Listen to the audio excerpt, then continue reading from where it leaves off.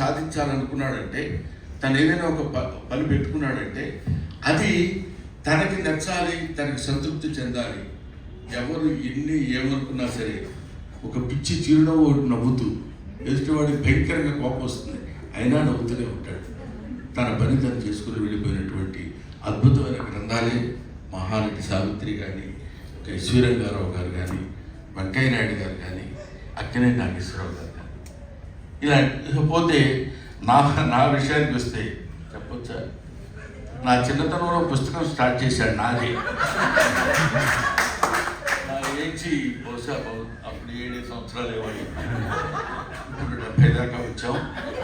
దానికి మీకు ఎందుకంటే ఎప్పుడు కనబడినా దీనికి మూలస్తంభమైనటువంటి వ్యక్తి బొల్లేని కృష్ణయ్య గారు. ఆ మహానుభావుడికి ఈయన రాయటం పక్కన పెడితే ఆయన ఓపిక మెచ్చుకోవాలి. ఆయన దగ్గరికి వెళ్తాడు, ఒక చిరునవ్వు ఈయన ప్రదర్శిస్తాడు, అంతకంటే రెట్టింపు నవ్వుతూ ఆయన ఆహ్వానిస్తాడు. వీళ్ళిద్దరూ కలిసి మాలాంటి పిచ్చి మనుషులు 2 ఉంటారు, వాళ్ళ గురించి రాస్తున్నామండి అంటారు.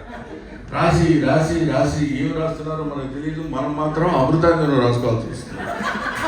కానీ ఒక మాదిరిగా కొట్టి కొట్టి ఇష్టం వచ్చినట్టు, మీకు ఎందుకు సార్, మీరు మర్చిపోండి అన్నాడు సార్ నన్ను. రాయడు కావాలి అనుకున్నాను.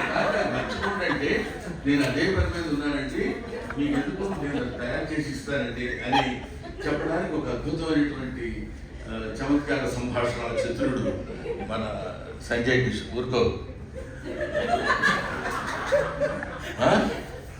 అటువంటి స్థితి నుంచి నాకు చిన్నతనం నుంచి తెలుసు కాబట్టి నాకు ఎన్నో కార్యక్రమాల్లో నేను అతను చూస్తుంటాను. కాకపోతే ఇది ఊరికే సరదాగా మనం నవ్వుకోవడం కోసం చెప్పినా, ఎంతమంది దగ్గరికి వెళ్ళి ఎంత ఓపికగా వాళ్ళ ఇంటర్వ్యూస్ తీసుకుని వాళ్ళందరినీ పిలిచి తీసుకొచ్చి ఒక చోట కూర్చోబెట్టి, ఇలా కాదు ఇలా, ఇలా కాదు ఇలా అని తన స్టెప్ ఒక్కొక్కటి నేర్చుకుంటూ వెళ్ళి తన యొక్క గమ్యం, తన చివరి శ్వాస వరకు కళామ తల్లికి సేవ చేయాలనేటువంటి తన అద్భుతమైనటువంటి ఆలోచనకి ఆ గమ్యాన్ని రీచ్ అవ్వడానికి గమ్యం ఒకటే కాదు, గమ్యం కోసం చేసే ప్రయాణాన్ని కూడా ప్రేమించేటువంటి వ్యక్తి మన సంజయ్ కిషోర్. అటువంటి వాళ్ళు రామ్దేవ్ ఉండాలి. తర్వాత ఇక్కడికి వచ్చిన వాళ్ళలో చాలామంది నాకు తెలియదు, కొంతమంది మాత్రం తెలుసు.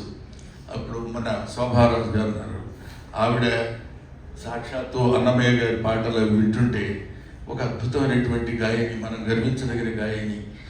అంటే ఊరికి ఇట్లాంటి మాటలు మామూలుగా చెప్పేవి కాదు, అది అందరి వల్ల అయ్యేది కాదు. They are all blessed people.